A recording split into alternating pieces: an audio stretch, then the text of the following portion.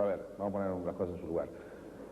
El primer crimen del colegio de la dictadura es no haberse hecho cargo de los secuestros de los chicos. Es el primer crimen del colegio de la dictadura.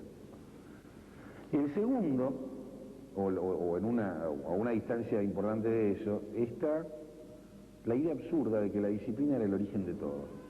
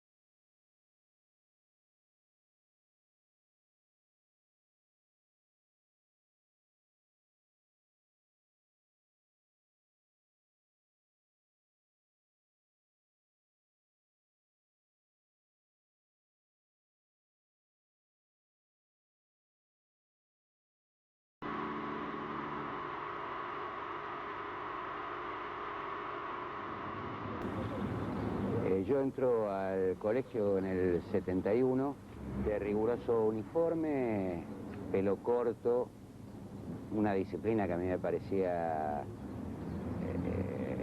casi militar, probablemente por venir de un colegio chico además, pero bueno, una distancia absoluta entre celadores y estudiantes, autoridades y estudiantes, ni hablar. Yo creo recordar que sentía el colegio absolutamente lejano, salvo por la relación que se podía trazar con tus compañeros de clase o con tus amigos, ¿no? Era una institución absolutamente ajena, hostil, que no parecía hacer ningún esfuerzo por comunicarse con los estudiantes. Fue en segundo año cuando comencé a tener alguna visión propia de lo que sucedía en el país, esta cosa que uno vivía como cotidiana y común. Yo nací en el año 57, así que la dictadura que más fuertemente vivimos, o más fuerte vivía, era el 66. Casi vivíamos en dictadura. Era una cuestión bastante normal, no era la excepción. La generación nuestra comenzó a percibir que el orden que estaba establecido no era un orden natural. Que eso traía circunstancias de injusticia y que, digamos, de la misma razón que estaba impuesto, podía ser depuesto. La imagen de Montonero tenía que ver con estas coordenadas. Eran vistos por chicos de nuestra edad también como una especie de héroes, de individuos que eran capaces de jugarse la vida por sus ideales, que enfrentaban un poder injusto por una vía que no habían elegido, sino que les había sido impuesta por la violencia que reinaba en el sistema, ¿no? Un grupo de jóvenes peronistas que habían decidido resistir a la dictadura a través de las armas. El clima inicial que yo recuerdo, y lo tengo más asociado con los exámenes de ingreso, que son de diciembre del 72, es un clima muy parecido al que se verá después en el final de mi ciclo con la dictadura, porque estaba la otra dictadura, la de la NUCE, el rector creo que era Cartelli, mucho uniforme, mucho peinado achatado, gomina, pelo muy corto, mucho gris y azul, rígidamente. Para mí el hecho fundamental, que fue un antes y un después en la escuela, y tal vez el recuerdo más significativo que tiene que ver con esto de la militancia, fue algo que pasó en realidad en el año 72, que fue lo que se llamó el peregrinazo. Cuando echaron a un celador, Delfino, me acuerdo que se llamaba, de la tarde, y que los pibes que era un tipo macanudo y lo echaron, justamente porque era un tipo, viste, que escuchaba a los alumnos y bueno, hubo una movilización impresionante, se había parado el colegio a la mañana, nosotros estábamos, yo en ese momento estaba en la tarde, estaba en tercer año y a la mañana teníamos que no dar clase, formábamos y marchábamos uno a uno a las divisiones, dijimos no vamos a marchar. El patio era el patio de la formación, era el patio militar. En los cuarteles, estos lugares se utilizan para formaciones, los saludos a la bandera y las retiradas, ¿no? Esto era el patio del colegio. Iban subiendo a los pisos de arriba los pibes, hasta que nos llegaron nosotros, me acuerdo que estábamos en tercero o tercera, marchen. Nosotros nos quedamos ahí, no marchábamos. Se nos vino el jefe de celadores, me acuerdo, Pujol, marchen. Nosotros ahí parados, con un miedo, estábamos bárbaros. Estaban todos los pibes en las ventanas mirándonos desde arriba y nosotros les pedíamos que bajen y no nos dejaban bajar. El régimen disciplinario de la dictadura establecía que un chico de primer y segundo año que cursaba en el segundo piso no podía moverse del segundo piso. Entonces dijimos, vamos a buscarlo. Se puso el jefe de celadores en ese momento, que se llama Pujol, se puso en la escalera, no nos dejaba pasar y así me iba empujando, le pasamos por arriba, bajaron. Nos dimos el gusto de pegarle a un tipo que era el jefe de preceptores y que había sido boxeador, ¿no? Y había toda esta cosa, este halo de que el tipo era un bravo de aquellos, un cojudo, y bueno, y lo cagamos a trompada porque pudimos subir al final, perdimos algunos lentes y algunas cosas en el camino. Creo que fue el momento en que el colegio, como que cambia el colegio. Para nosotros apropiarnos del patio del colegio fue toda una hazaña. Y rápidamente, el 17 de noviembre regresaba Perón a la Argentina. Y bueno, fue una espiral, digamos, una espiral creciente de participación y de que era ahora o nunca. Esa era la sensación. Y el 73 comenzó con, las clases comenzaron después de haber ganado campo de la selección.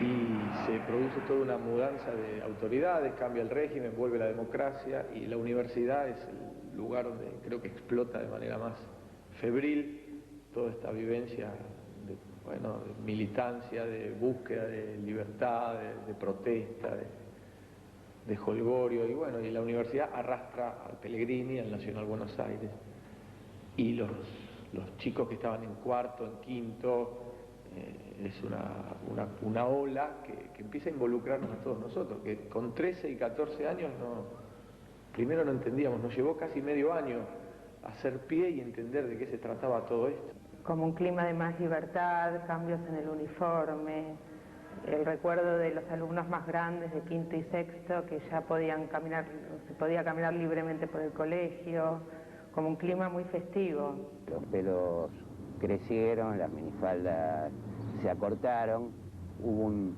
relevo muy grande de profesores. Me parece que buena parte de la gente logró sentir el colegio como una cosa más propia, ¿no?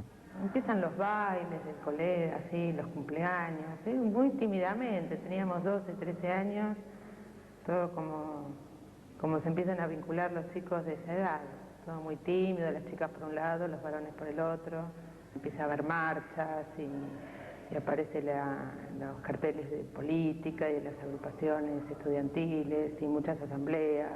Aspirábamos a discutir planes de estudio, formas de evaluación. Y en eso participaba, yo no diría el 100% de la gente, pero un porcentaje altísimo, que a lo mejor después no hacía ninguna actividad política específica, pero que parecía estar decidida a tomar la palabra, a tener algo que decir y a tomar la palabra, ¿no? Otra cosa importante que empieza a aparecer a partir del 73 es el centro de estudiantes. Más en segundo año, que hay que elegir delegados, hay que ir a las reuniones del centro. Yo creo que fui delegada, no me acuerdo muy bien.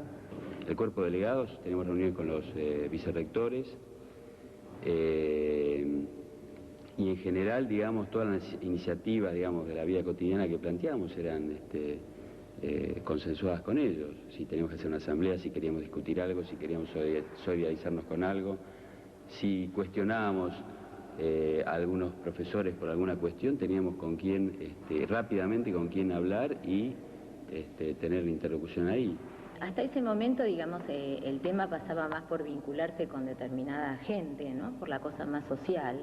Y quizás es a partir de ahí que con chicos más grandes, ¿no? Que quizás ya estaban un poco más incluidos en la cuestión de esta conciencia política, entre un poco de noviar y un poco de, ¿no? de empezar a interesarse, yo creo que mi entrada fue un poco por ese lado, ¿no? Quien más comprometido, quien menos comprometido, pero hacía parte de tu vida cotidiana. Estaba la escuela y la militancia. En el colegio, fuera del colegio, entonces había mucha actividad de los centros de estudiantes, en ese sentido, digamos, en lo que podemos decir que diferenciaba a Laura y a mí es que yo no estaba en colegios como el Pellegrini o el Buenos Aires, donde la actividad política y su desarrollo estaban como contenidos, es decir, era el lugar como apropiado. Una primera línea que había que superar en muchos de nosotros para el encuadramiento político, si se hacía hacia el peronismo, ¿no? Frente a otras tradiciones no había problema. Era que proveníamos en general de grupos sociales y casas, concretamente antiperonistas históricas. De modo que hacerse peronista significaba también un modo de ruptura o de enfrentamiento a la autoridad paterna. Militancia política significaba la educación, significaba el cambio de formas de entender la transmisión de cultura y pensamiento, y después estaban aquellos que tenían además una militancia política específica, con algún grupo.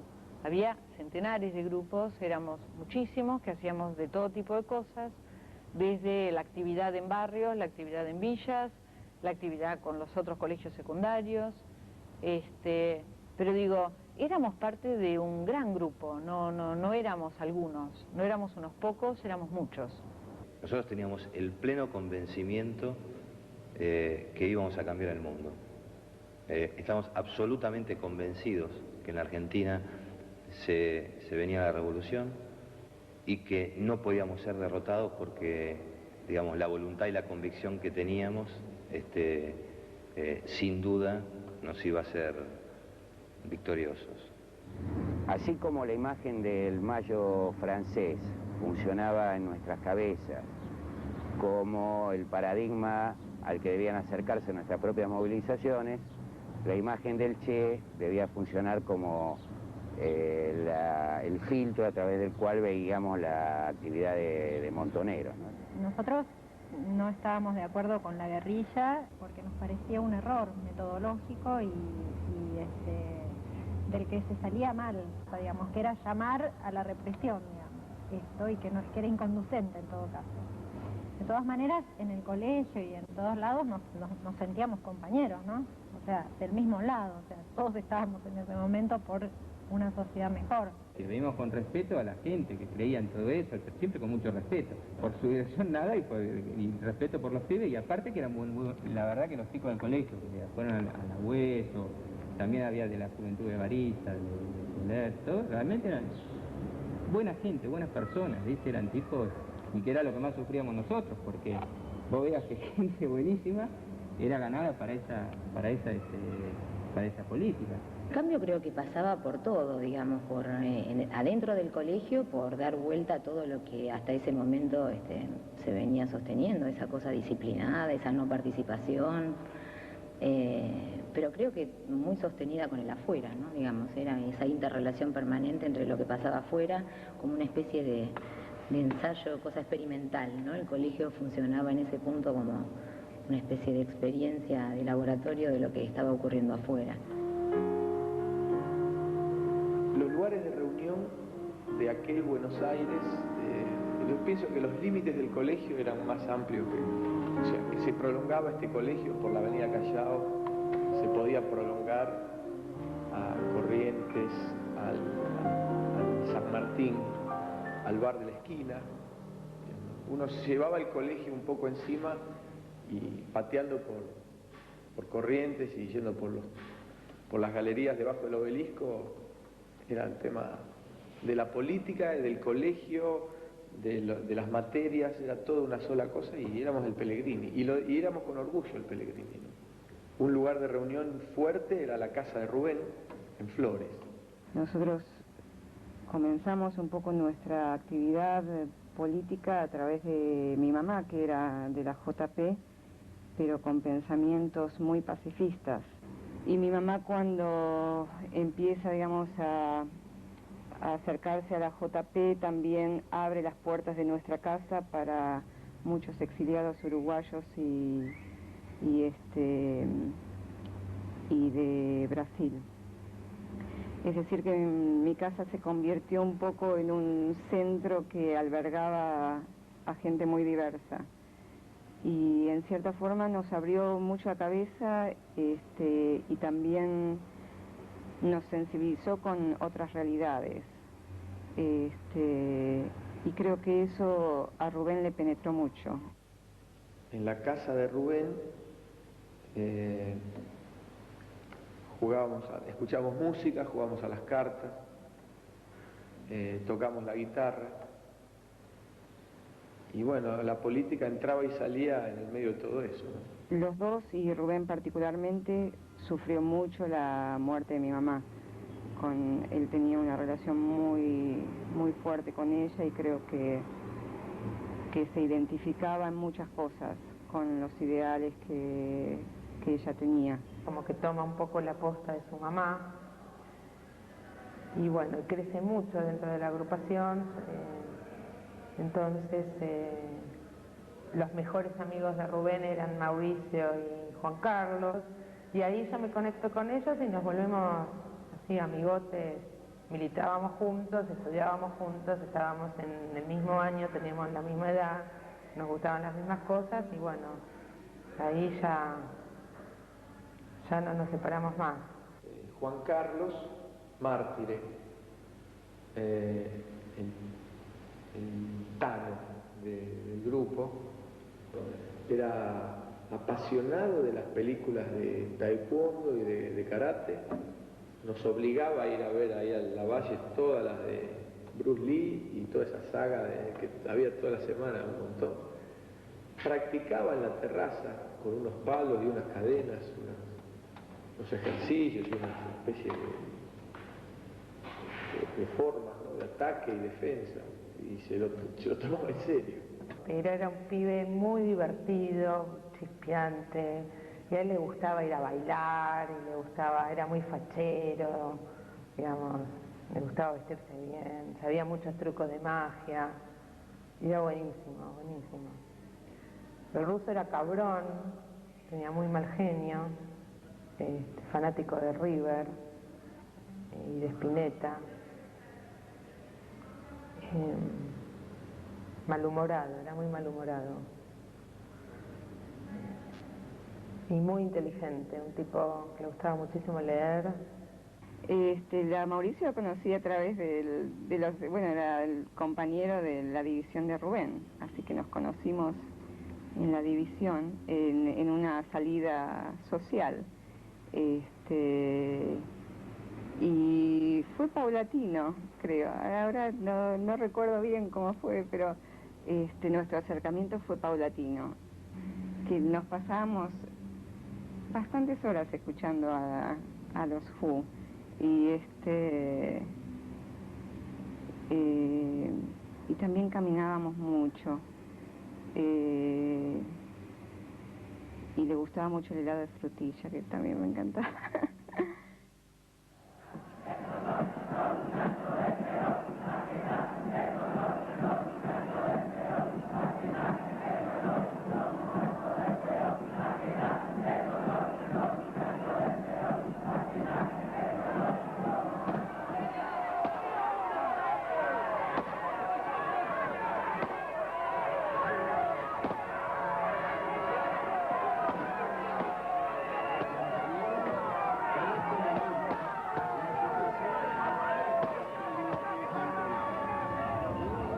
Esto que vos llamabas el proceso de derechización del peronismo es hoy un proceso evidente. No estoy seguro de que lográramos verlo con tanta claridad en aquel momento. Pese a estos estúpidos que gritan, que han visto caer a sus dirigentes asesinados sin que haya todavía sonado el escarmiento. Yo creo que nosotros tuvimos una ruptura filial con Perón, una ruptura de padre a hijo. Y creo que nos desacomodó políticamente y nos hizo cometer, digamos, algunos errores de concepción estratégica, de estrategia política. Pero bueno, porque éramos todos muy jóvenes, nosotros éramos chicos, pero nuestros jefes también eran jóvenes. Me acuerdo que una chica que está desaparecida, Amanda, me hace una entrevista como de iniciación, de introducción, de invitación a participar y a sumarme. Porque me veía que estaba en todos los actos, que estaba en todas las marchas, que me veía apasionado, que iba, que venía, que colaboraba, siempre pegado a Rubén y a Juan Carlos y a Mauricio, éramos el grupo de los amigos que íbamos y veníamos. Y en una hora y media me explicó qué era el proyecto de la UES, de los montoneros, de la revolución, del socialismo nacional y que, bueno, Perón era un estandarte, pero Perón no era el objetivo, sino que era, bueno, un elemento para... Y que, bueno, que Firmenich y que los compañeros y que... Y medio la UES se bajaba la línea que se bajaba desde Montoneros. Todo militante de la UES en algún lugar, la aspiración era poder pertenecer a la organización. Después que se diera o no es otra cosa, pero qué sé yo, recuerdos como estar en el bar de acá del colegio leyendo El Descamisado, o ¿cuál era? El Descamisado y la Evita Montonera, no sé si ya se podía leer tan abiertamente, pero sí estar en el bar y leer y que los operativos y festejar todo ese tipo de como que se esperaba las noticias de las acciones de Montoneros para decir qué bueno, qué bárbaro. Con gran dolor debo transmitir al pueblo el fallecimiento de un verdadero apóstol de la paz y la no violencia. Asumo constitucionalmente la primera magistratura del país. La senda que la señora Isabel nos traza, que es la senda limpia y pura en manos de una mujer, que nos indica el camino del nacimiento de una nueva patria, totalmente alejada de aquello que simboliza la violencia, el desacuerdo, el desencuentro, la esclavitud, la miseria, la indignidad. Bueno, cuando la intervención en la Universidad de Buenos Aires, en la Escuela Inminente, se decidió una toma, fue una toma de resistencia a lo que sabíamos que era bueno, el final de todo el proceso que se había inaugurado. Además, la persona que iba a venir y que vino finalmente a la universidad era un personaje del fascismo más auténtico que había, es decir, que el destino era el peor.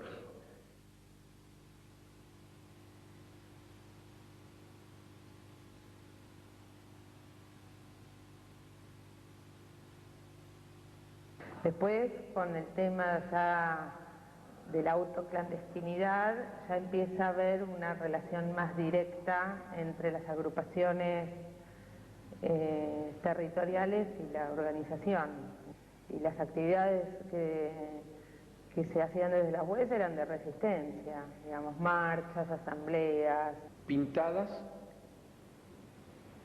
volanteadas, que eran, digamos, clandestinas, no era ir a volantear como quien va hoy a la esquina y tira sino que eran volanteadas con la firma de Montoneros o de la UES, Regional 1, en contra de Isabel o de López Rega, o en contra de los milicos, en una esquina, me acuerdo la del Cid Campeador, donde se juntaban varios compañeros a una hora predeterminada, que aparecían de distintos lados y se producían pintadas, volanteadas, y la esquema, por ejemplo, de algo, que podía ser un muñeco con el símbolo de Estados Unidos o un auto, o volcar un auto. Eso me acuerdo que se hizo. Que a mí ya eso me provocaba cierta cosa, digo, un auto de un tipo, ¿el auto de quién era? Fuera de la agrupación había que ser buen alumno, contestatario, solidario con los demás, llevar adelante las reivindicaciones de la división. Y hacia adentro de la agrupación era ser verticalista, responder, sin discutir, sin preguntar, responder. Y que eso también significaba, daba cohesión, digamos, porque era como que todos respondíamos así. Y eso generaba vínculos muy fuertes entre la gente, digamos, de mucha pertenencia. El año 75, yo creo que conviene marcarlo bien para la memoria del porvenir, ¿no? Para que no se distorsione este dato. No es con la dictadura de Videla que empieza la represión y la persecución a los jóvenes, a los militantes, a los que estaban comprometidos con el cambio, con la lucha. Esto viene de antes, casi del 74, pero en el 75 es muy claro. Ya prácticamente todos los profesores del 73-74, los que habían sido nombrados en la etapa de Puiggrós, digamos, en la universidad, habían sido ya desplazados y habían sido restituidos los desplazados del 73, ¿no? Que fueron muchos. Todos ellos volvieron y hacían política, es decir, estamos acá de vuelta, ¿no? Una renovación importante del cuerpo de preceptores. Aparecen preceptores raros, pelos cortos, cara de milico o de cana, e incluso un par que hemos visto que portaban armas, que la tenían escabullida, pero la tenían. Me parece que el peor año en cuanto a represión fue el 75, porque era un caos, era la AAA en el colegio. A uno le puse yo Grimoldi, porque se me ocurrió por decir que estaba, porque decíamos, está calzado, y bueno, está calzado, es Grimoldi. A mí personalmente, una persona que trabajaba en el colegio me amenazó concretamente con si seguía haciendo lo que hacía, lo que me iba a pasar, y bueno, en ese momento yo dejé el colegio, yo no terminé, yo estaba en quinto en el 75 y dejé a mitad de año por esta amenaza. Mi división era una división muy comprometida, era quinto segunda de la noche. Bueno, éramos 17 o 18 de esos, 17 o 18, hoy hay 3 que están muertos, 2 desaparecidos, una asesinada, eran Julio Rubil y Sergio Colombo. Sergio era mi compañero de banco, fue mi primer novio. Y por fin de año se produjo el episodio de una lista de amenazas de muerte. Creo que la de la AAA debe estar en el colegio esa carta, y donde amenazaban a muchos chicos, que no sé, los iban a hacer boleta, algo así. Una lista donde se daban nombres y apellidos de varios militantes, anotando a qué agrupación pertenecían, y una genérica amenaza de muerte por estar trabajando contra, supongo que diría, el orden occidental y cristiano, o alguna fórmula por el estilo. Yo figuraba en esa lista, pero con un error en la agrupación a la que se suponía que pertenecía. Y en esa lista creo que había muchos que ya no estaban en el colegio, otros que estaban, y entre ellos estaba, al final de la lista estaba Claudio. Recuerdo también del 75 la vuelta olímpica, una vuelta olímpica violentísima. Fue dedicarnos a tirarle huevazos, digamos, a los preceptores. La cuestión se desmadró, pero tenía un sentido vagamente político. Explicó uno, se ve que sería uno de los dirigentes, explicó lo que estaba pasando, denunció al profesor que estaba contra una esquina, paradito así, que era un profesor de taquigrafía, lo denunció, nos explicó por qué hacían eso, le llenaron usaba una gorra, se la llenaron de mostaza, se la pusieron arriba. Terminamos arrinconados en el patio de la escuela con el ejército, digamos, llamaron al ejército, no a la policía, al ejército, o sea, entró el ejército al patio de la escuela, nos arrinconaron contra uno de los rincones del patio y tiraron tiros para arriba. Esto estoy hablando del año 75. Y a partir de la fecha, el país se encuentra bajo el control operacional de la Junta de Comandantes Generales de las Fuerzas Armadas. Firmado Jorge Rafael Videla, Teniente General, Comandante General del Ejército.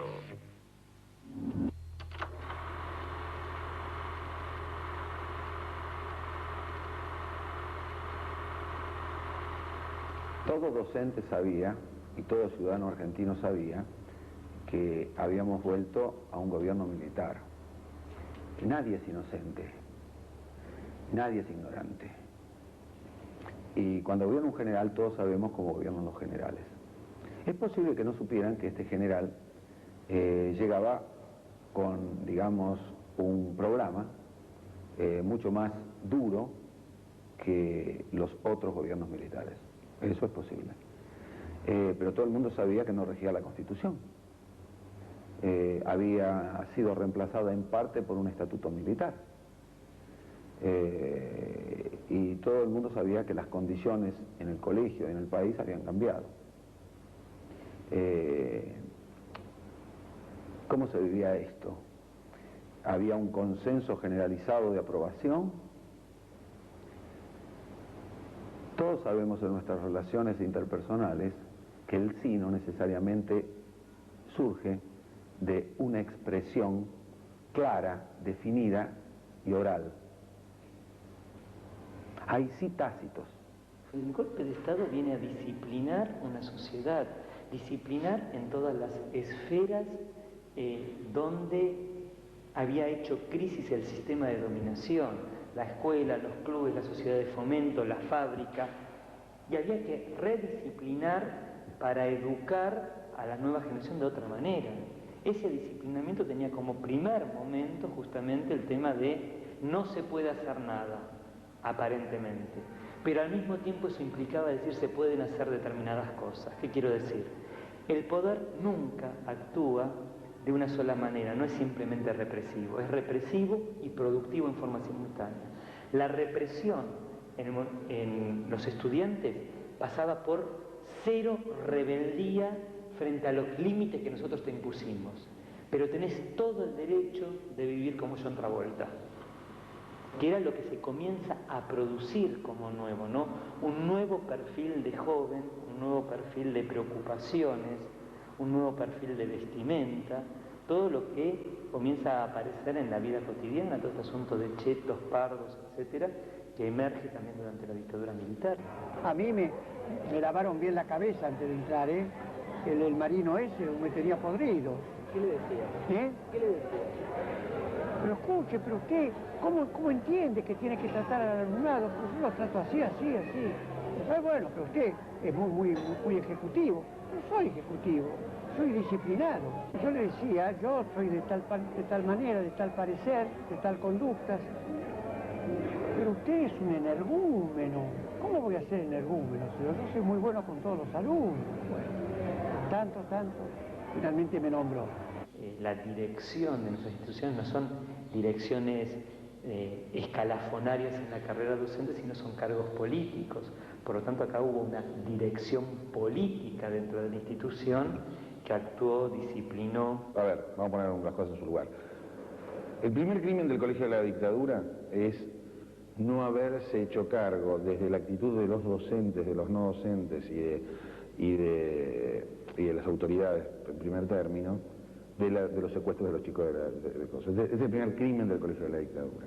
Asumo responsabilidades en conducción pedagógica, en lo que era la estructura y el manejo intelectual del establecimiento, pero lo otro no, no mezclemos las cosas porque... A nadie embromé, a nadie le hice perder la carrera, nunca. En el año 75 al Carlos Pellegrini había en primer año 4 divisiones de primer año, 4 divisiones de primer año de 25, 30 alumnos, supongamos. De esas 4 divisiones, en el año 80, que era cuando tenía que egresar en ese momento, egresó una división de 11. Todo lo demás quedó en el camino. El segundo, o en una distancia importante de eso, está la idea absurda de que la disciplina era el origen de todo. Disciplina, orden. Que si todo el mundo hubiera ordenado así, la gente sería mejor, los chicos serían mejores. El elemento de disciplinamiento que tiene que ver, en ese caso, digamos, con una política de dominación basada en el mecanismo del miedo, lleva un disciplinamiento natural e incluso a haber más papistas que el Papa, ¿no? Había todo un dispositivo de control dedicado a que el uniforme se cumpliera. Entonces, al existir un dispositivo tan grande, dispositivo quería decir que vos entrabas, formabas fila, y te venía, venía alguien, un preceptor, un prefecto, un jefe de no sé qué, algún tipo tenía la función de controlar el pelo, controlar los zapatos, controlar esto, controlar lo otro. No necesitaban decirle a un preceptor que tenía que pasarte el papel para ver si tenías pelos en la barba o no, te habías afeitado ese día o no. Lo hacía sin necesidad de que nadie le dé la orden, y seguramente nadie le dijo eso. Nadie le dijo, mire, le deben haber hecho controles que se afeitaron. Que el tipo dijo, bueno. Como yo era un docente al frente del turno, la estructura era eminentemente pedagógica. El chico no tenía por qué estar metido en cuestiones de tipo políticas. De manera que cada profesor manejara la cátedra como quería manejarla. No me hubiese atrevido a insinuar orientaciones ni líneas, ni lo hubiese aceptado. En la sala de profesores de esta escuela hicieron circular una serie de notificaciones que debíamos firmar en relación a textos de distintas asignaturas. Quizá no estuviese la palabra subversiva, pero estaba claro que eran libros no que se desaconsejaban, que no debían ser usados.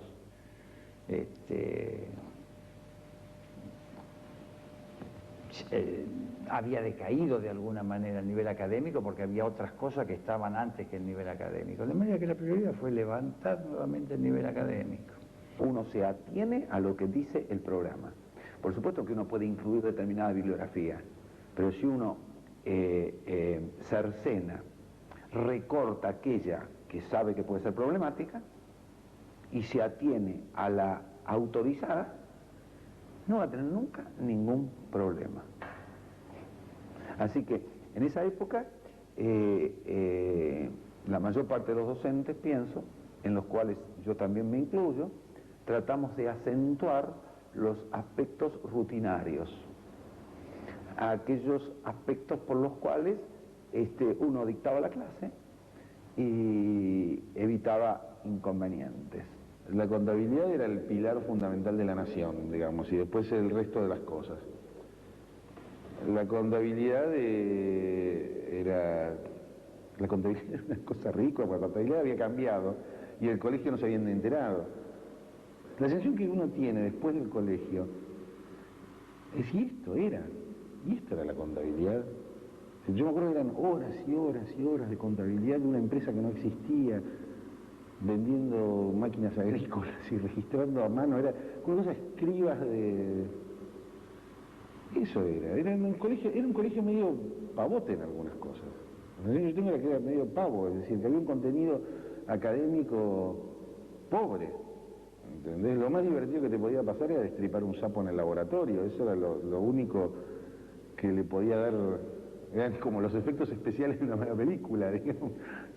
No solamente el tema pasaba por lo que podía ocurrir en el caso que uno actuara con demasiada, digamos, audacia en el ámbito institucional, también estaban las familias.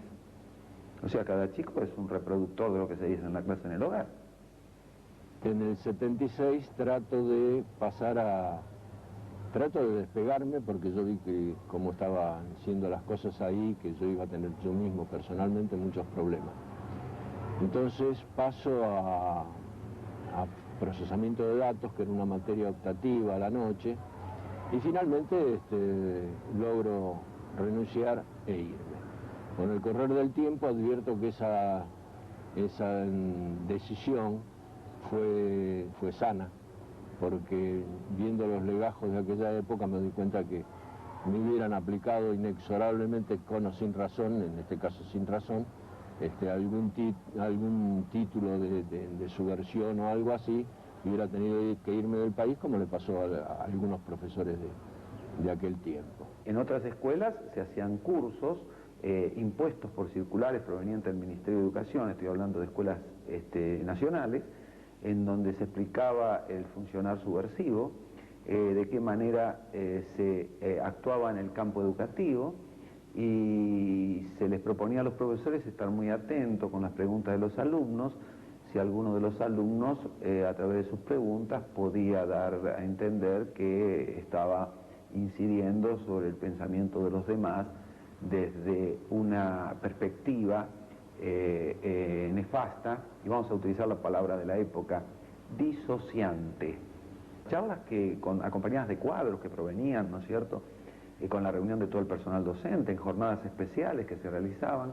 Bueno, se sugería que en esos casos, con el cuidado necesario, con la discreción debida, para no lastimar a aquellos que no debían ser lastimados, bueno, se concurriese a la dirección y se conversase, que en el caso que hubiera docentes nuevos y que presentaran características de algún grado de confusión o hubiera algún grado de falta de prudencia, bueno, que se conversara también este tema para que la institución mantuviera el perfil que hasta ese momento le había permitido desempeñar la tarea docente como esta correspondía.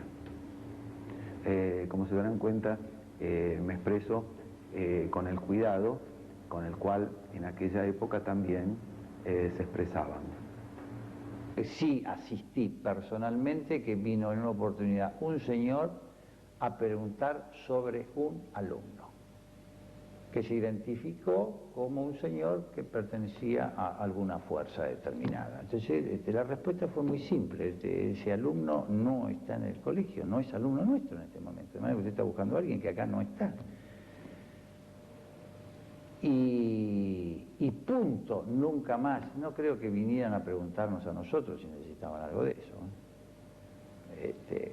Yo era el vicerrector, no era un miembro de tarea ni nada por el estilo, de manera que no me iban a venir a preguntar a mí si había algún problema. Por eso que... no, eso no. No puedo decirles, porque no... Es decir, en mi turno no se dio nunca una cosa de esa. No conozco que se haya dado eso. Ahora, que hubo desaparecidos, pero por supuesto, como en todos lados, pero que hayan venido al establecimiento, se hayan llevado a alguien más, no. Si no, hubiese sido un escandalete. No ocurrió eso. Los servicios que se ingresan orgánicamente a la escuela, ¿no? Preceptores que, incluso explícitamente, algunos de ellos hacían política respecto a lo que ocurría en la escuela, amenazas generalizadas. Por ejemplo, esto no me pasó a mí, a mi hermano, el preceptor de él, el Bulldog, le decían, no me acuerdo el nombre, no sé si él se lo acordaría, explicando que tiraban tipos al mar, pero sin más explicación que eso. Pero explicando eso, y mi hermano me lo puede contar muchos años después, cuando logró comprender a qué se refería. No tengo ninguna duda yo de que toda la comunidad estuvo infiltrada por los servicios. No tengo ninguna duda.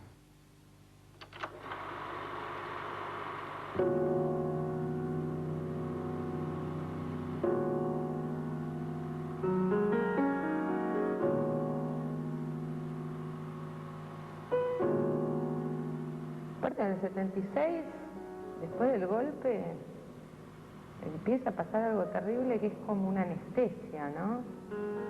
Te empezás a enterar y fulano cayó, no te preguntaba más nada. Y las palabras que usaban era cayó, perdió, lo agarraron, pero eran como, uno ya no preguntaba más nada. Cuarto año fue el año más fuerte, el año más lindo, aunque suena paradójico porque es el año del golpe. Y creo que esto de lindo tiene que ver un poco con la intensidad de todas las vivencias y las emociones, por el contraste, ¿no? A mayor represión, a mayor terror, también cada cosita era vivida con una mayor pasión y más fuerza. Es el año donde tengo por última vez a Juan Carlos, a Mauricio y a Rubén como compañeros en el colegio, ¿no?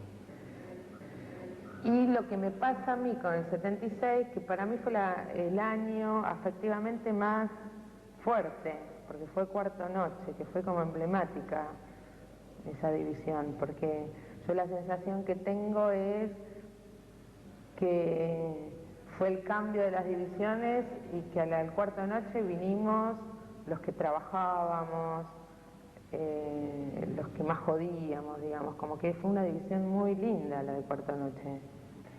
Y los profesores eran bárbaros también. Nuestra profesión tuvo suerte con muchas de las personas que tuvimos como profesores. Sí. Digamos, ¿cómo conseguís un equilibrio? ¿Cómo se consigue un equilibrio en todo esto que te contamos, este clima que acabamos de contar recién, y simultáneamente sí en la escuela? Evidentemente los profesores de ellos tuvieron que ver, los profesores que nosotros tuvimos. Aquí lo tuve a Rubén por el primer mes de abril. Rubén se muda, me quedo solo, quedo con este banco vacío por una cuestión de política de la UES, donde no podían estar todos en el mismo turno o en el mismo curso, tenían que equilibrar la presencia en otros turnos. Juan Carlos Mártire, aquí detrás mío, y Mauricio Weinstein, en diagonal, aquí. Los cuatro. Estaba Alejandra Naftal en la fila del medio con otra chica. Yo creo que pecábamos de soberbia en muchas cosas, en la vinculación con los que no militaban, digamos, como que había una visión de nosotros hacia el resto, ¿no? Una cosa soberbia. Estaban en un grupo aislado siempre, y estaban siempre con un discurso muy elaborado. Uno que intentaba acercarse a ellos, y desde ellos sentía la reacción de mejor no te acerques, o algo por el estilo, porque esa era la sensación que tenían. Se generaba un acuerdo tácito de no preguntar. Cuando estábamos en cuarto año, hay una,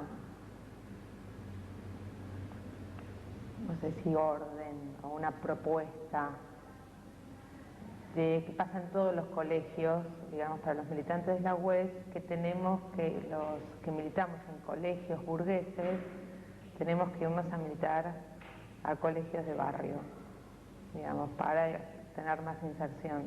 Yo me resistía, yo no me quería ir de Pellegrini, pero ni ahí. Y Rubén, Topo y Mauricio se cambian de colegio, efectivamente, se van al Malvinas Argentinas. Con mucho dolor, la verdad que era algo que nos costaba mucho. Yo el bolazo que me tira, pero ¿cómo si nos vamos todos del Pellegrini? No va a quedar nadie en el Pellegrini, y el Pellegrini es un lugar donde podemos rescatar gente que pueda militar, que alguien se tiene que quedar. Rubén en ese momento era mi responsable. Yo medio que lo podía convencer de algunas cosas. Entonces ellos tres se van. Para mí fue un golpe durísimo, durísimo que se vayan. Rubén era la persona más comprometida del grupito nuestro, digamos del Pellegrini y algunos del Normal 4. También se sentía entre la espada y la pared, en cierta forma, y él lo expresó en diferentes momentos, un poco planteando que se quería retirar de la organización.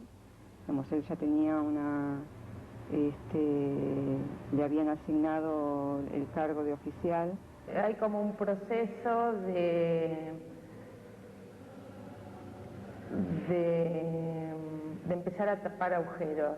El ascenso, ¿no?, que uno podía tener a la organización dependía de que iban cayendo, de que se iban exiliando. Nosotros discutimos bastantes veces la necesidad de volver al aspecto político y que la UES no tendría que ser parte de la estructura militar también de Montoneros. Y esas discusiones fueron bastante fuertes. Supongo que de una forma u otra cada uno se fue retirando en diferentes formas. Mi decisión de abandonar la militancia, que como dije es breve en el tiempo y no es de máxima intensidad o compromiso, está ligada a dos razones que van en paralelo. Una, que compartiendo con los chicos las reuniones y los análisis, ya en la época de Videla, años 76, hacia finales, yo observo que no tiene sentido, que no tiene mucho destino todo lo que se está haciendo. Ya es bastante frecuente recibir noticias que desapareció desapareció el otro, toda gente que conocíamos. El otro vínculo también por el lado del afecto es con mi familia, ¿no? Yo vivía con mi abuela y mi mamá y mis hermanos.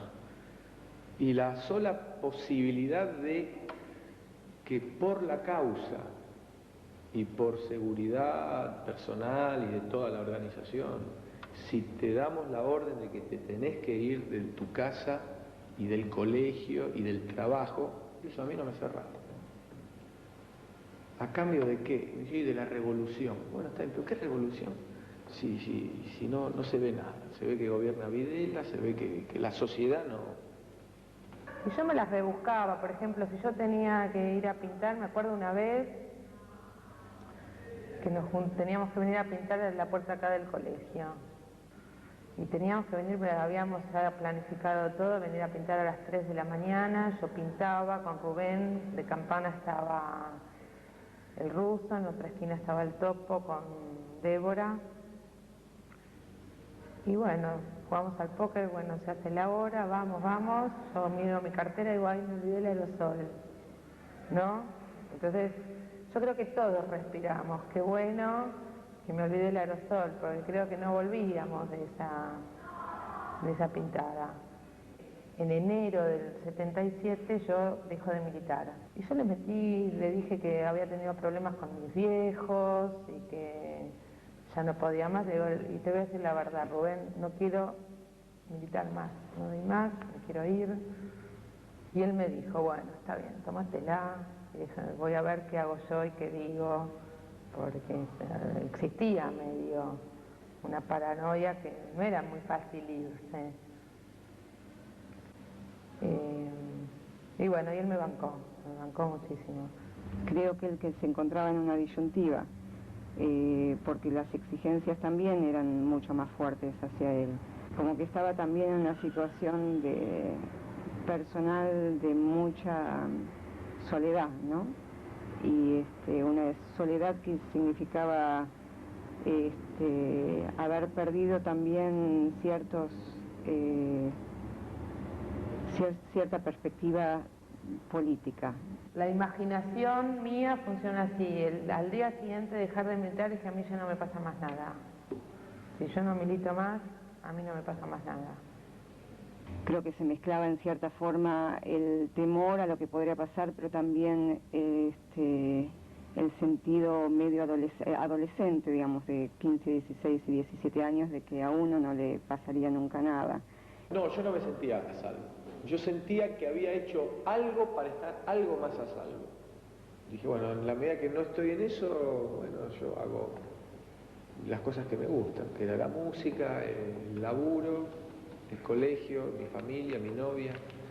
Y bueno, estoy más a salvo. Lo que sí sabía era que mi nombre, mi dirección, todo estaba en la memoria de unos cuantos. Y bueno, si tocaba, tocaba.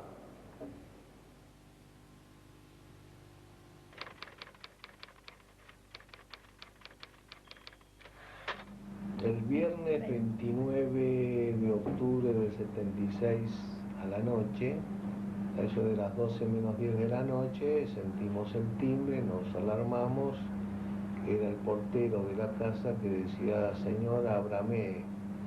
Ella preguntándole, ¿qué pasa? Ábrame, ábrame. Y en cuanto abrimos la puerta entraron como 10 tipos de civil, armados, nos pusieron contra la pared, ¿quién más vive aquí? ¿Quién más vive acá? ¿Dónde está su hijo? Entonces le dije si había ido a dormir a la casa de un compañero.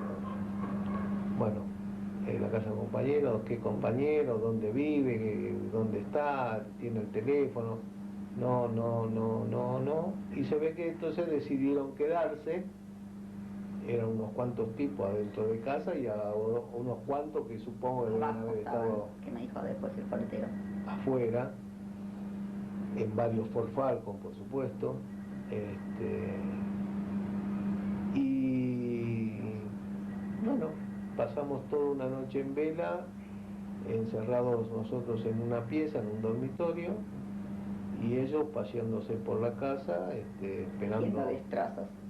esperando que pasaran las horas. Y finalmente ese sábado a la mañana llovió bastante, entonces se ve que Claudio no pudo ir a gimnasia y en vez de irse a la gimnasia vino para la casa. Ahí en cuanto se ve que lo dejaron entrar, nosotros estábamos en el 8º piso, subió hasta el 8º piso. Cuando quiso entrar en el departamento de él, el nuestro, ahí lo agarraron. Claro, uno no podía llegar a imaginarse que a un chico que recién cumplía 17 años iba a tener este problema.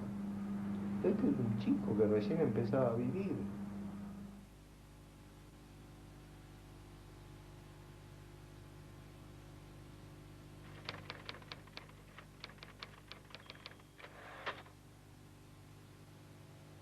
Allanaron la casa de mi mamá en enero del 77, la buscaban a ella, me buscaban a mí. Entonces, bueno, eso implicaba también, ahí sí diferenciarse de los otros chicos, porque, bueno, porque tenías que endurecerte, porque tenías que tener una casa que los demás no conocieran, tener cuidado cuando ibas por la calle, tomar varios colectivos para ir de un lugar al otro para que no te estuvieran siguiendo, digamos, códigos para encontrarte con la gente por la calle, etcétera, que bueno, hacen de que un chico ya no sea tan chico, ¿no? Y ella, cuando yo me fui, en mayo del 77, yo tuve una última charla con ella, siempre me acuerdo, en una pizzería cerca de Chacarita, cerca de Dorrego y Corrientes, y en la que yo le comuniqué que yo me iba, que yo no podía seguir aguantando esa situación, no podía seguir aguantando vivir de esa manera. En realidad, ya para esa época todos estábamos muy solos. Era muy complicado seguir haciendo cosas y sobreviviendo. Y entonces, bueno, ella no compartió mi criterio, no quiso irse. Es más, estaba enojada porque yo me iba, porque era una forma de traición, es decir, yo no seguía aquí luchando por lo que todos habíamos creído. Y bueno, esto significa que ella eligió quedarse. Ella eligió quedarse, mi padre intentó semana tras semana de convencerla, a ella y a Angelito, para que se fueran, y no lo logró. Y eso aún hoy mi padre no se da paz al respecto, ¿no? Pero ¿qué podía hacer? Secuestrarla a él y llevársela. Era una persona, joven, pero era una persona y había decidido esto. La desaparición de Laura era un miedo que todos teníamos. Digo, lo que sucedió era una cosa que todos temíamos que sucediera. Que queríamos evitar, que nos hubiera gustado que no pasara, pero sabíamos de que ese era un riesgo. Eso lo sabíamos y Laura también lo sabía.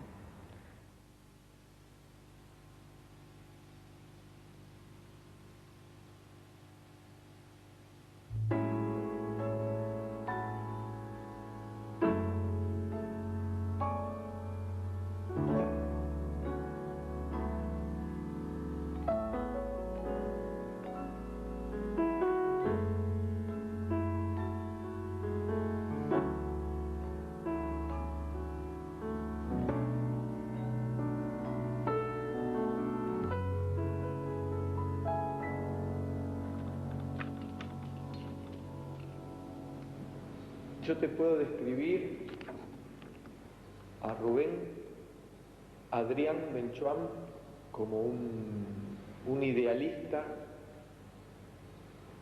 total.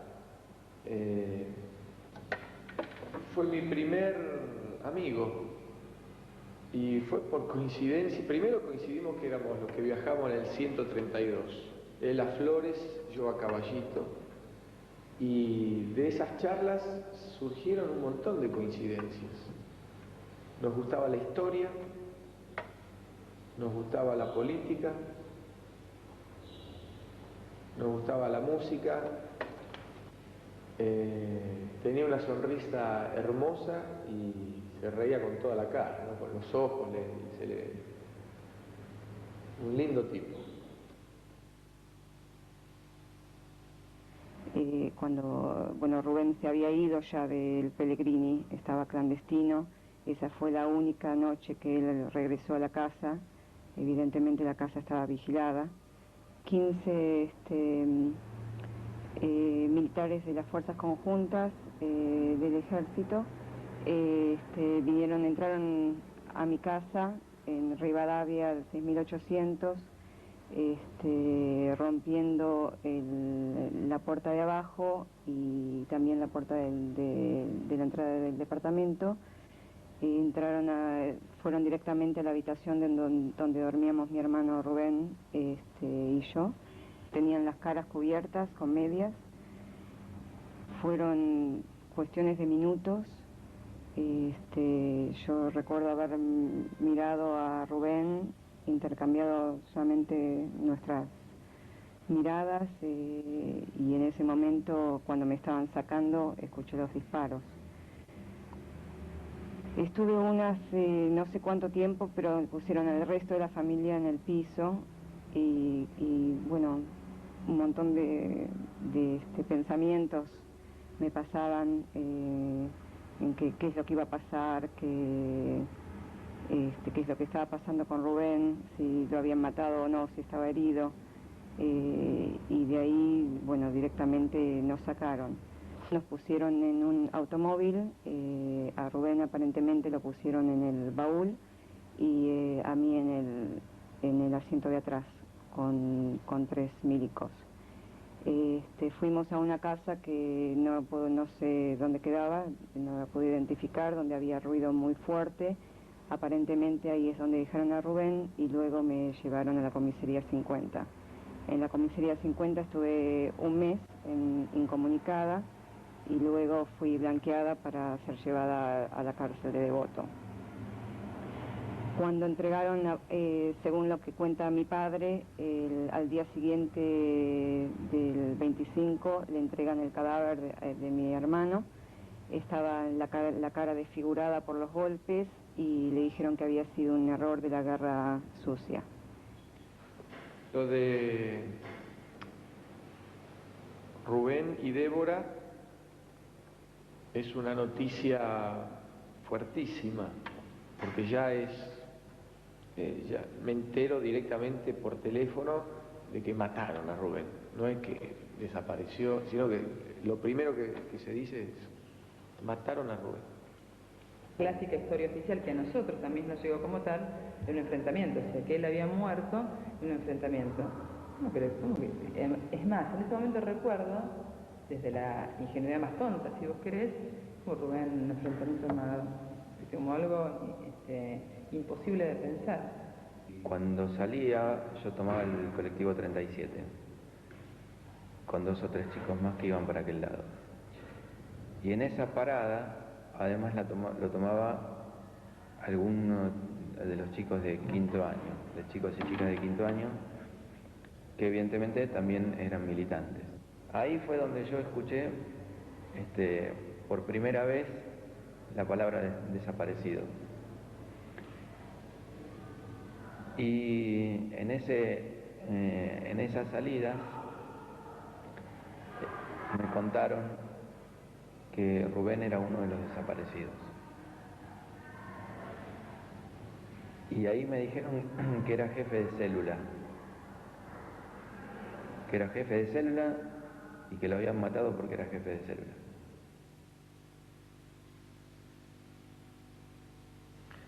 Entonces Mauri en ese momento, cuando lo mataron a Rubén, se sintió muy perseguido y prefirió no dormir en casa, tenía mucho miedo. En junio del 77 salgo del colegio, de Vespertino, y estaban Topo y Russo en la puerta, y vienen a decirme que lo habían matado a Rubén. Y fue terrible, terrible. Hechos mierda, directamente, ¿no? De haber llorado, de estar en una terrible angustia. Y no me dicen nada, pero se me acercan y me acompañan como, bueno, un recorrido hasta tomar el colectivo, ¿no? Yo sabía y deduje que ellos sabían también, pero como ellos no me decían, yo no les quería decir, y tuvimos un buen rato, creo que, como si dijéramos hasta el Congreso, propiamente caminando casi sin hablar, era muy raro eso. Y creo que me animo yo y les hago la pregunta, y entonces Juan Carlos me cuenta en detalle, ¿no? Y bueno, fuimos a casa y estuvimos toda la noche despiertos y tomando mate cocido y escuchando música. Y ahí me di cuenta, ellos no me dijeron nada, pero yo me daba cuenta que no estaban como borrados de todo el mapa y estaban en banda. Venían mucho a la salida del colegio, el Topo y el Russo mal, muy mal estaban, a que les haga pata a la noche, ir a morfar, o que les dé guita, o ir a dormir, o buscarles un lugar para dormir, digamos, o ir en el 60, digamos, era menos sospechoso una pareja que un tipo solo. Entonces una de las cosas que hacíamos, tomábamos el 60 hasta Tigre y volvíamos hasta Constitución, de Constitución al Tigre de nuevo, y así nos pasábamos de repente toda una noche. Pero en ningún momento planteaban dejar de militar, ninguno de los dos. Ninguno de los dos. Digamos, ya estaban entregados, yo los veía muy entregados a los dos. El Topo, que era un pibe gordito, así, siempre muy saludable, estaba flaco, estaban muy gastados los dos, tristes, estaban muy tristes.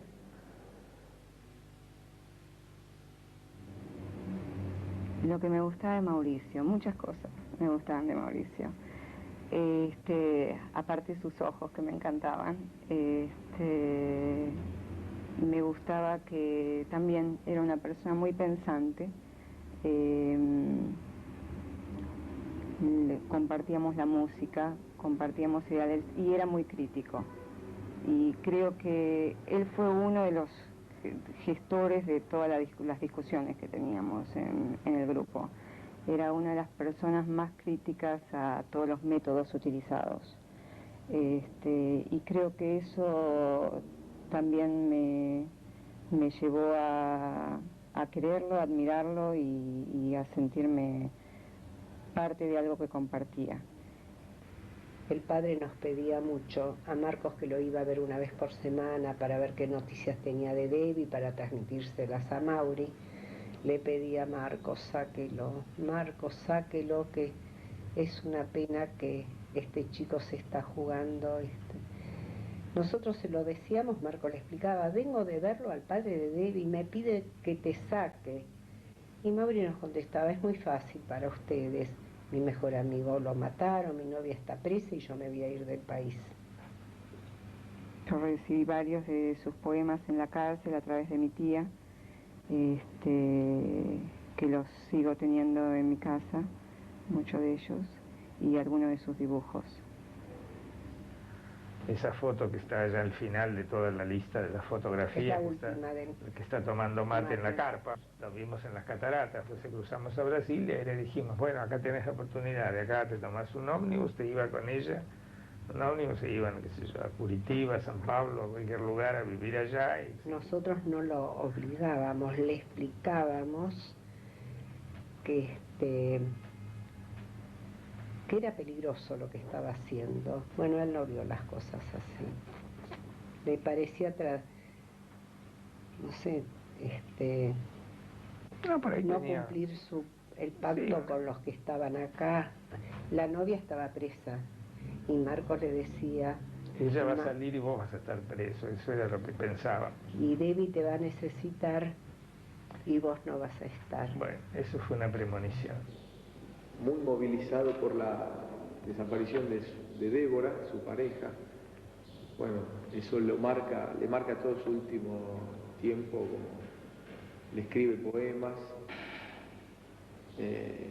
canciones, y creo que todo ese tiempo lo vive en permanente declaración de amor a esa mujer que está prisionera, ¿no? Y que alguien los ha separado, y creo que eso fue lo que lo ata todo ese último tiempo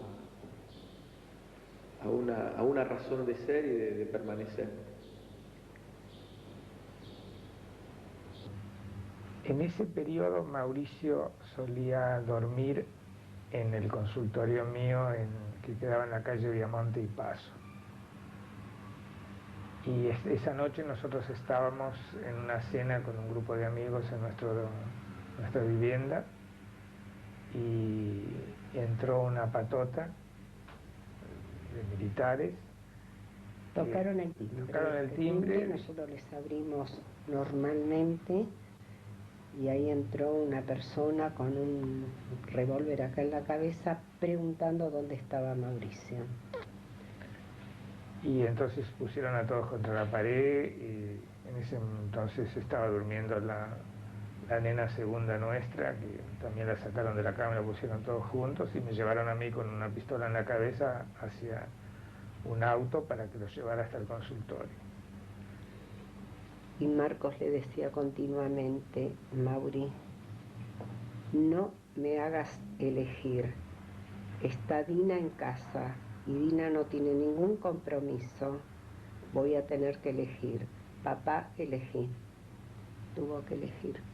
Yo tenía que llevarlos al consultorio, y antes de eso pararon en la seccional séptima, la que está en la calle Lavalle y Paso, para pedir, entre comillas, zona liberada. Y luego de eso al consultorio, donde al abrir la puerta lo capturaron a Mauricio y se llevaron, revolvieron todo, se llevaron algunos documentos de él, ropa, el pasaporte que tenía. Tenía ahí los documentos de él. Eso fue la noche del 18 de abril de 1978.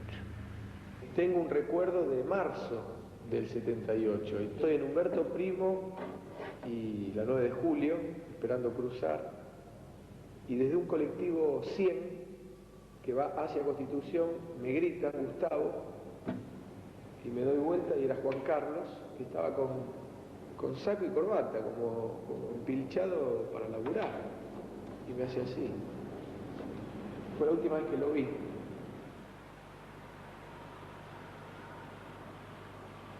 De la noche del 8 de mayo al 9, yo salí del colegio, me vino a buscar mi novio, llegué a mi casa, hice zaguán como todas las noches con ese novio, y después entro a casa, me estoy comiendo, y bueno, timbre, la policía, la patota, entran a casa, están un par de horas en casa, eran como 20 y pico, con armas. Y bueno, me detienen, me meten en un Falcon, hacen una razzia por distintas casas y termino en el Vesubio.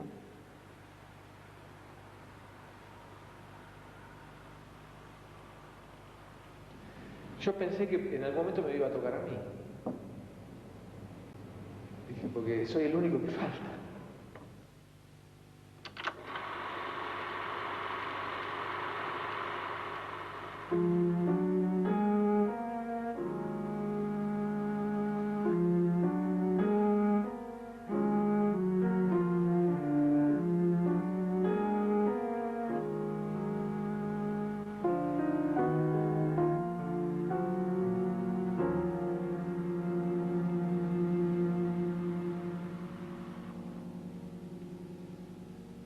En el bar de la esquina del castillo, donde nos juntábamos a estudiar o a repasar, Un día se sienta y nos empieza a mirar una mujer que estaba con un señor con ojos muy llorosos y nos miraba y nos miraba y nos miraba y no nos preguntaba nada, y nosotros empezamos a consultarnos entre nosotros: che, ¿qué le pasa? ¿Nos querrán preguntar algo?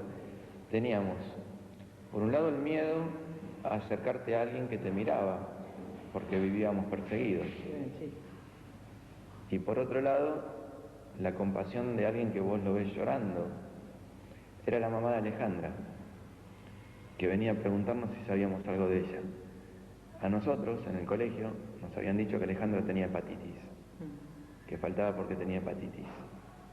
Una de las cosas que a mí me obsesionaba con respecto a la división era qué le pasaba a los demás cuando este banco que estoy yo acá, que estaba un día vacío, 2 días vacíos, 3 días vacíos, siempre era como ¿qué pasaba, no? Ahí pasa un año que mentiría si te digo que lo viví como una angustia permanente, porque es como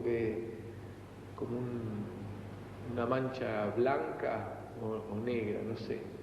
Digamos, no podemos dejar de recordar, pero hoy te diría que a lo mejor como mecanismo de protección fue, bueno, no sé, no pensar más. La metodología de chupar a uno y después empezar a chupar al resto de los que ese uno iba cantando o que estaba en alguna libreta de direcciones, es el primer miedo que nos agarró a todos. Nosotros sabíamos por nosotros mismos que no teníamos ninguna actividad en ningún frente político, y el miedo lo teníamos igual, por lo cual el miedo no le pertenecía a aquel que militaba, el miedo era moneda corriente. Además del desaparecido hay un otro que se quedó y que empezó a recorrer manicomios, hospitales, cárceles. Mi padre contaba el otro día las veces que se quedaba fuera de una cárcel esperando a ver si podía preguntarle a alguien si por casualidad habían visto a mi hermana, ¿no? Porque digamos, después de ese pequeño momento, intervalo en el cual uno decía por ahí es mejor no moverse para ver si pasa algo, después de eso mi papá se largó a presentar habeas corpus. De trámite en trámite, reuniones con fulano, con mengano, con sutano, tipos que te piden plata, tipos que te piden qué sé yo qué. Vino, tocó el timbre y dijo que él era el carcelero de Mauricio. Y esta persona se llevó 3 meses seguimos con él, conectado con nosotros por teléfono durante unos 3 meses más. Y nos decía a veces en las llamadas telefónicas: miren que por ahí dejo de llamar y nunca van a saber nada de mí. Abogados, tribunales, habeas corpus, generales, diputados, qué sé yo, cuánta cosa había por ahí para poder preguntar al embajador argentino en Estados Unidos, al presidente de Estados Unidos, al Papa, qué sé yo, cuánta gente que le mandamos cartas y más cartas. Y bueno, todo con que se van a, que lamentan y que van a tratar de averiguar y van a tratar de hacer algo, y bueno, y así pasaron los años. El expediente de mi hermana es larguísimo, está lleno de preguntas y de, no sé si llamarlas respuestas, cuando se dice que se rechaza el presente recurso de habeas corpus interpuesto a favor de Laura Isabel Feldman, y punto. Y se rechaza, y no sabía por qué se rechazaba, ni qué quería decir, ni nada por el estilo. Pero hubo decenas de padres que se la pasaron presentando miles de recursos de habeas corpus. O sea, cuando todo esto pasó, no es que todos se paralizaron por el miedo y nadie hizo nada. Yo recién tuve noticias acerca del lugar donde estuvo mi hermana, que fue el Vesubio, a través de Alejandra Naftal, que también era estudiante de este colegio y por consiguiente la conocía. Yo estaba en una cucheta que tenía paredes de aglomerados a los costados, y lo que pude saber, de golpe miro y había estaba escrito Penny. Penny era el sobrenombre de mi hermana.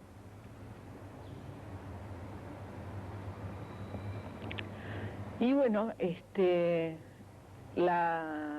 por la fecha suponemos que la mataron entre fines de abril y mayo del 78.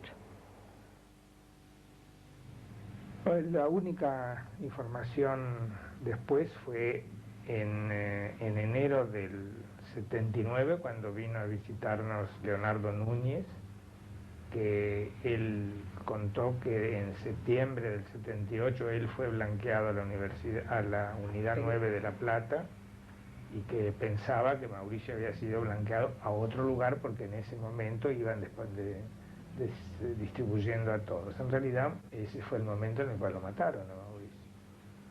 Alejandra piensa que lo mismo, porque Alejandra estaba en el mismo campo junto con todos ellos, y Mauricio y Juan Carlos le vinieron a decir que a la otra mañana temprano se tenían que levantar y que ella vio que un camioncito los vino a buscar. Y ahí los veo al Ruso y al Topo. Me llaman a mí, me dejan despedirme de ellos. Y a mí me da como algo de tranquilidad, de que los pude abrazar, de que me acuerdo que al Topo le arreglé el cuello de la camisa. Y como eso un poco, ¿no? Como que yo puedo hablar de ellos, que los vi, que estuvieron, y qué suerte que soy yo, que fui tan amiga y que los quise tanto, y que eso, que puedo recordar, que hay alguien que pueda recordarlos, ¿no? Como hasta el último día de sus vidas. Esta guerra, como todas, deja una secuela, tremendas heridas que el tiempo, y solamente el tiempo, puede restañar. Ellas están dadas por las bajas producidas, los muertos, los heridos, los detenidos, los ausentes para siempre. En el Vesubio habré estado 4 meses, 3 meses. Después pasé a un batallón militar y después pasé a Devoto. Y ahí veo a Alejandra y mando a preguntar qué es lo que pasa, qué es lo que había pasado. Y ahí me entero de que ellos habían desaparecido, que Mauricio y Juan Carlos habían desaparecido y que habían chupado a muchos chicos de la secundaria. Así es como me entero. Luego en un interrogatorio me preguntan si lo conozco a Mauricio, y también pregunto por qué me hacen la pregunta, pero los que me interrogaron no me dieron nada de información.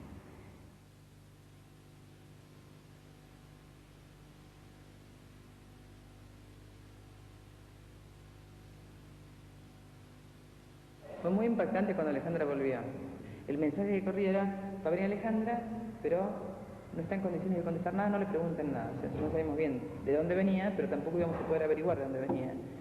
Una noche viene, saluda a todos, alegría, abrazos, pero ella está como rarísima, ¿no? Como que le pasó 50 años de historia por arriba. Casi que no nos habla, que está como muy contenida así con los padres, el papá, la mamá, la hermana, y se van, y después me entero que se iba al exterior. Yo salgo de la cárcel y quería terminar la secundaria, es más, quería terminar en el Pellegrini, ya era una obsesión que tenía con esta escuela. Pero era imposible terminar. Cuando aparece, internamente, adentro nuestro, decía, es la primera que aparece, ahora van a aparecer los demás. Debe entenderse que aquí no ha habido, no podía haberla en un país históricamente pionero en los derechos del hombre, violación alguna de los derechos humanos. Aquí ha habido guerra, violencia salvajemente desatada por el terrorismo, enfrentada con toda decisión y vencida por las Fuerzas Armadas. Cuando con el paso del tiempo se comenzó a advertir que los niveles de represión podían cobrarse vidas, más allá de que fueran desaparecidos o no, no todos se encontraron excesivamente sorprendidos. Por otro lado, el gobierno militar recordaba permanentemente que se había puesto fin a la guerra civil, a una guerra sucia. Entonces, algunos pudieron consolarse pensando que era el costo menor. Tengo un recuerdo de una discusión, decía en el año 79, patio del colegio a la noche, frío, sería el año 80 en realidad, con un chico cuyo padre era militar. Y me acuerdo de una discusión sobre las madres de Plaza de Mayo. La discusión como se planteaba en esos términos, en los términos en los que se planteaba la discusión en esa época, que era si eran madres de terroristas o no. No era como, hoy nosotros podemos decir, había militantes, hubo una represión ilegal en la Argentina a esos militantes y hubo terrorismo de Estado. Eso no existía en esa época. En el 79, me acuerdo que estábamos a la mañana haciendo la cola, pasaron los camiones empujados por ese comentarista Muñoz, Argentina era derecha y humana, que yo algo así, con tipos cargados en los camiones que pasaban al lado nuestro gritando Argentina, que yo como si nosotros no fuéramos los argentinos. Esa creo que fue la primera vez que ahí pensé que efectivamente no había más cosas que esperar, porque pasó un Ford Falcon con unos tipos adentro mostrando unos lacitos negros como de luto. En enero del 80, la hija mayor nuestra, que vino a casa en un momento, sonó el teléfono y ella lo atendió y alguien dijo: estoy en Ezeiza, voy a subir un avión, a Mauricio no lo busquen más.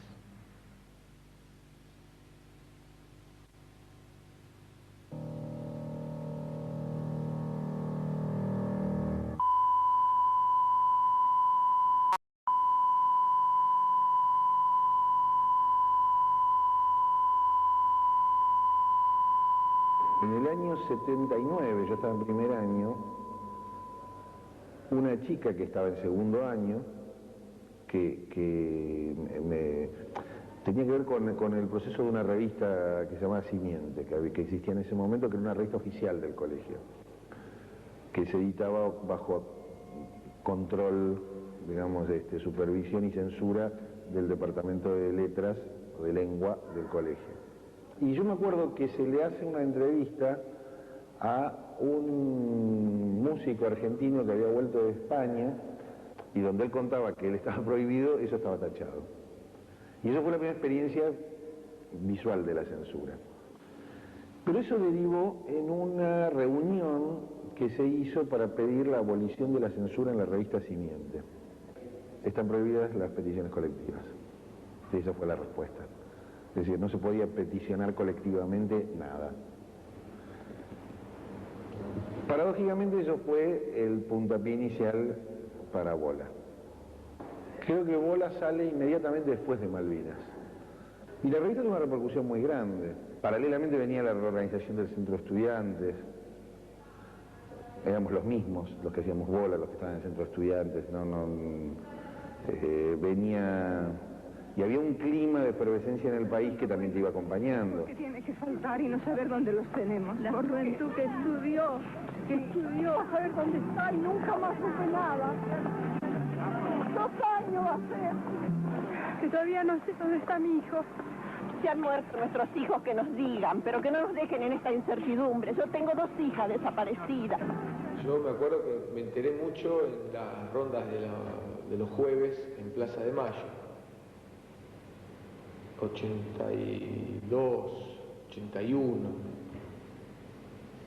y un día me encuentro con Débora, que llegó de Estados Unidos, que estaba viviendo allá y venía a pasar 15 días, y fue un abrazo y contarme toda una parte que para mí era novedad absoluta.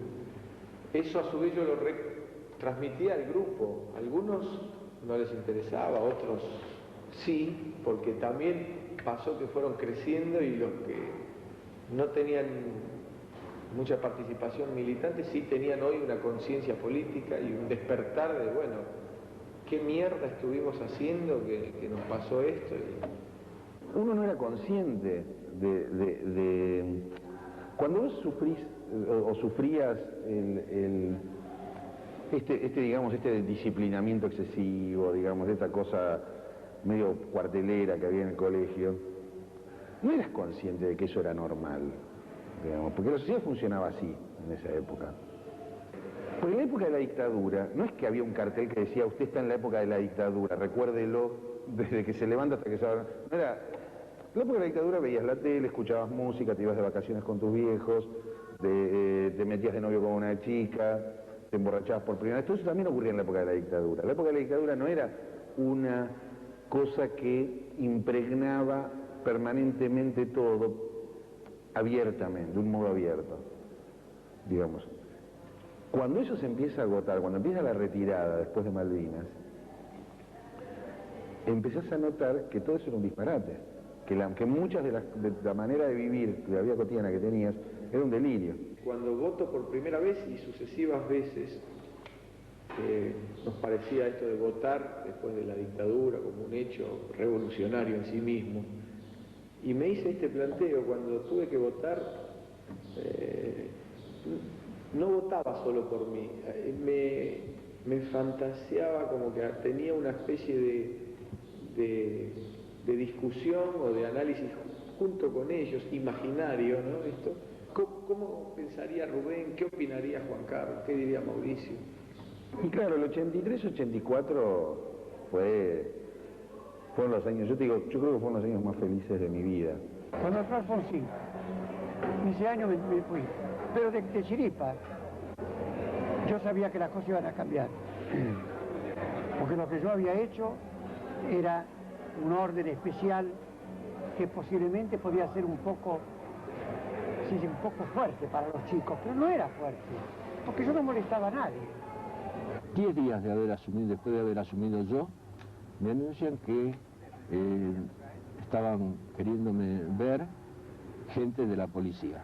Y esta persona, que era un oficial de la Policía Federal, cuyo nombre me voy a permitir reservar, me dijo, pero con absoluta y total naturalidad, que venía para que le diera los nombres de los chicos que conformaban el centro de estudiantes. Cosa que obviamente yo no le iba a dar. Le dije que cómo se le ocurría pedirme una cosa de esas. Pero me dijo que eso era lo habitual, que era lo común y que era lo corriente, que él estaba cumpliendo con una cosa, digamos, rutinaria, que le llamaba muchísimo la atención, que yo no le quisiera dar esos nombres, pero que bueno, que yo hiciera lo que quisiera. Escribal viene a vernos a nosotros, él pide la primera reunión con el centro de estudiantes. Nosotros sentíamos que éramos Gardel. El centro de estudiantes estaba hablando con Escribal de los profesores cómplices de la dictadura. No solo era la toma de la Bastilla, el Palacio de Invierno, la Revolución de Mayo, era todo junto. Había muchos elementos progresistas, pero también había muchísimos elementos nefastos. En ese momento yo tomé una actitud que hoy, a la distancia, considero lírica, de dejar afuera tan solo aquellos que era absolutamente imprescindible dejar afuera. Una cosa es ser autoridad y otra cosa es ir a cumplir una función política. Yo no fui a cumplir ninguna función política, yo fui a cumplir una función académica. Si no hubiese seguido en el colegio me hubiera ido, o me hubieran ido, y sin embargo sigo estando. Tengo muchísimas dudas si no hubiera sido mejor haber hecho cirugía a fondo y dejar nada más que a la gente que podía colaborar en el proyecto democrático y no a aquella que tal vez aún hoy están, digamos, tratando de entorpecer el desarrollo del mismo. Se ha perdido la disciplina, se ha perdido el respeto, se ha perdido el orden, se ha perdido toda la educación que pudieron haber recibido los chicos, se ha perdido, para mí, porque conozco a muchos docentes que me dicen, ¿cómo lo sabés? A ver. Cuando Mussolini hacía llegar los trenes en horario, suponía que eso era orden, a veces se une el concepto de disciplina con orden, ¿no? Que es una cuestión formal y exterior. Para mí la autodisciplina es un elemento importante y en ese sentido me parece que, por un lado, la actitud nuestra es bastante comprensiva de la psicología de los estudiantes. Segundo, esa capacidad de adaptarnos al cambio de los tiempos, porque evidentemente hoy no es lo mismo, el chico de hoy no es el mismo el chico de hace 10 años, ni siquiera a lo mejor el de hace 5 años. Yo ahora no podría ir a un colegio, no podría. Tenían uniformes, sí. No había historia, no había lío. Ahora tenés que ver lo que es. Al pasar por el Pellegrini, vas a ver la escalinata, con las pibas con las botellas de Coca-Cola, con las gambas abiertas, así con los chicos, vos no sabés.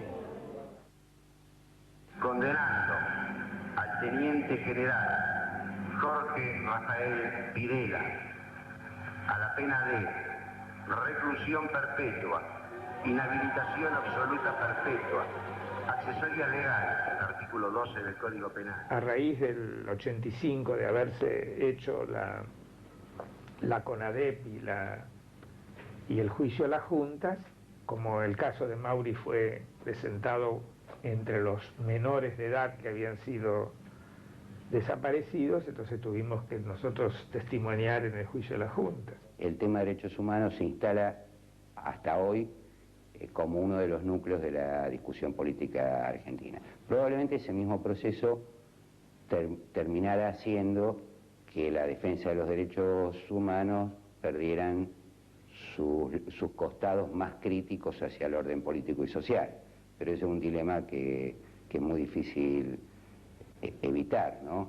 Vino la democracia, vino Alfonsín. Con Alfonsín se come, se cura, se solucionan todos los problemas. El nuestro no se solucionó, creo que empeoró con las leyes que después dictó, bueno, hasta que el tiempo siguió pasando y tuvimos que asumir la dura realidad. Bueno, fue cuando empezó la época de los NN. Hasta ahí más o menos teníamos esperanzas, pero una vez que empezaron con los NN, dijimos, bueno, ya Claudio no va a volver. Yo cuando bueno, se fue la dictadura, tuvimos ya que subió Alfonsín, pensé de que íbamos a encontrar que en algún campo estarían algunos de los chicos. Yo pensé que el mío estaba. Marcos no, pero yo sí. Yo si tengo que decir algo a mí me faltan mis 3 amigos de la adolescencia. Me faltan. He firmado los decretos que llevan los números 1002, 1004 y 1005, donde indulto a muchos militares y muchos civiles para que empecemos a reconstruir la patria en paz, en libertad y en justicia. Nosotros entre los chicos estamos buscando, está el hijo o la hija de Amalia Clotilde Moabro, la egresada del Pellegrini, que fue secuestrada junto con su compañero en Tucumán en el año 75. Y el otro caso es el del hijo o la hija de Noemí Hansenson, la Pelu para todos, y Miguel Sergio Escuchín, que fueron secuestrados también en el año 76, su bebé tiene que haber nacido en abril del 77. Esos son los 2 casos de egresados del Pellegrini cuyos hijos estamos buscando.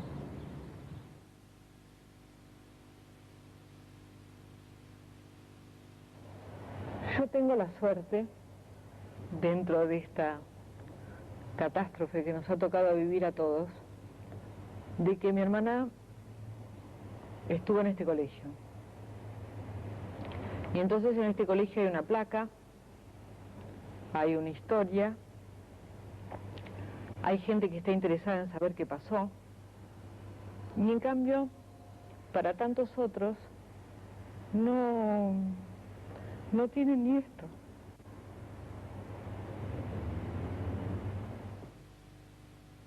Amanda Ocampo. Presente. Carlos Capitman. Presente. Armando Madriaga. Presente. Sergio Colombo. Presente. José María Orellano. Presente. Carlos Prosper. Presente. Rodolfo Minsur. Presente. Liliana Comba Zubeira. Presente. Laura Feldman. Presente. Claudio Braverman. Presente. Juan Carlos Márquez. Presente. Eduardo Saí. Presente. Eduardo Santurco. Presente.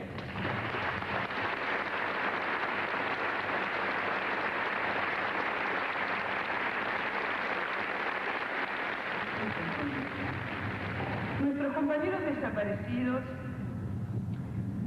sin pedir permiso, volvieron a instalarse en estas aulas y en este país. Están aquí porque lucharon y por lo que lucharon, no solo por lo que sufrieron. A veces quedamos un poco fijados en el dolor, en las ausencias y en el sufrimiento. Pero esto que hoy nos convoca no es solo el recuerdo del pasado, es el lugar de la lucha contra la impunidad. Más lucha es lo que transforma en transitorio el dolor. Habrán sido 2 meses de un trabajo muy intenso, digamos desde lo emotivo, desde lo afectivo, y compartido por muchísimos. Y bueno, dio como resultado esta placa en este material, que también fue toda una elaboración. Nosotros sabíamos que esta placa la iban a mirar mayoritariamente chicos de 15, 16, 17 años, que, digamos, iban, cuando miraban esta placa, a tener la misma edad que teníamos nosotros cuando estamos acá. Y queríamos que cuando la miraran y la leyeran, pudieran entender que era una terrible injusticia que todos ellos no estuvieran vivos. Y creo que todos, a pesar de que a muchos no los conocí, o quizás los conocía y no me acuerdo, y no uno la cara con el nombre, también nos acompañan, y me acompañan toda la vida. Y me parece muy importante que esta placa esté acá. Pienso que mi hija, que si Dios quiere el año que viene entra al colegio, también la va a ver, y me parece importante que sepa que es parte de la historia de su madre también. Eso era lo que queríamos mostrar. Cualquiera de nosotros pudo haber sido uno de ellos, pero además, como pocas son las cosas que están ganadas en un país como la Argentina definitivamente, que también cualquiera puede ser estos chicos, ¿no? El motivo de esta conferencia de prensa, como la mayoría de los aquí presentes saben, es hacer una denuncia pública con respecto a las amenazas que estuvimos sufriendo compañeros del Centro de Estudiantes del Carlos Pellegrini la semana pasada. Desde hace más de un mes los estudiantes secundarios estamos sufriendo amenazas, intimidaciones a partir de la lucha que estamos llevando a cabo, que es por el bolete estudiantil, por las becas y por las viandas, que entre paréntesis eso contiene una pregunta y un sentido mucho más profundo de lo que generalmente se suele transmitir a partir de la reivindicación de boleto, beca, vianda, que es preguntarnos qué educación queremos y es garantizarla para qué país, ¿no? El miedo está, es así. A uno lo llaman por teléfono, a uno lo interceptan en la calle, a uno le dejan una carta y uno tiene miedo. El miedo efectivamente se produce. El tema es cómo combatir ese miedo, ¿no? O sea, no hay que negar que el miedo existe. El tema es ese, repito, el miedo está. El tema es que nosotros tomamos la firme decisión de enfrentarlo con más lucha y con más movilización. No tengan miedo, no están solos. Lo importante, que lo hemos comprobado, es que los padres, familiares de ustedes están con ustedes, los acompañan, los profesores, toda persona de bien. Sepan, chicos, que ahí vamos a estar, estas locas de Plaza de Mayo, que no vamos a aflojar y no los vamos a dejar solos. Adelante, chicos, fuerza, ¿eh?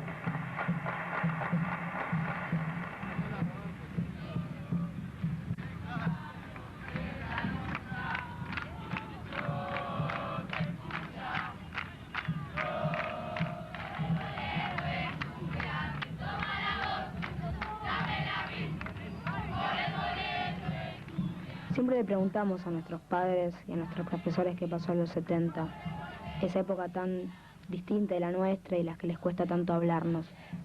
Y siempre nos preguntamos quiénes eran esos chicos que figuran en la placa, esos chicos que recorrían estas mismas aulas y este mismo patio. Yo creo que en algunas cosas nos parecemos, en otras, no sé. Pero más allá de las diferencias hay algo que estoy segura que compartimos. Esas ganas de transformar lo injusto, esas ganas de cambiar.